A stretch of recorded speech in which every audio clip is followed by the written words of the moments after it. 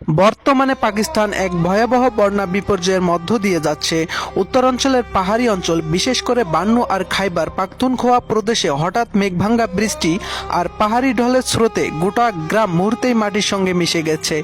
শত শত মানুষ চোখের সামনে ডুবে মারা গেছে। অনেক বাবা মা কাঁদতে কাঁদতে সন্তানকে বাঁচানোর শেষ চেষ্টা করেও পারেনি। অসংখ্য ঘরবাড়ি এখন কাদার নিচে চাপা পড়ে আছে। রাস্তাঘাট ভেঙে গেছে, যোগাযোগ বিচ্ছিন্ন। বহু মানুষ এখনো নিখোঁজ। চারিদিকে শুধু কান্নার শব্দ, আহাজারি আর মরাদেহের গন্ধ।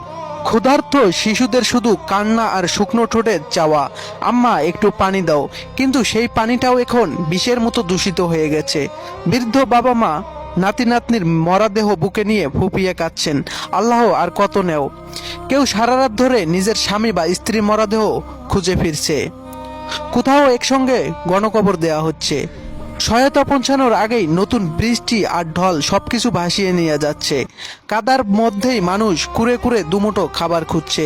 এই বন্যা কেবল পানি নয়, এটা সমস্ত মানুষের দীর্ঘশ্বাস, কান্না আর মৃত্যুর আর্তনাদ নিয়ে এসেছে।